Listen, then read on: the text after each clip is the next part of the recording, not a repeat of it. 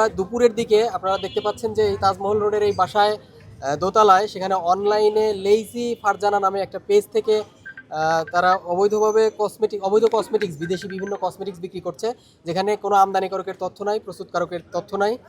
এগুলো বিদেশি কসমেটিক্স তারা অবৈধভাবে একটা বাসার মধ্যে, যেটা বিক্রি করার কথা না, তারা সেই কাজটা করছে এবং আমরা মালিককে পাইনি।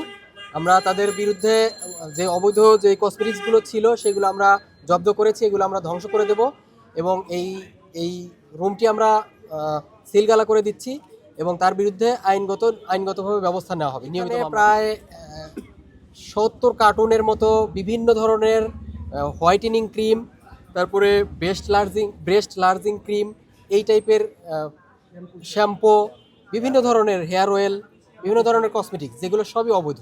এদের নিয়মিত মামলা দায়েরের ব্যবস্থা করা হবে। নিয়ম বহির্ভূতভাবে তারা এই দেশে আমদানি করেছে, আমদানিকারকের কোনো তথ্য নাই।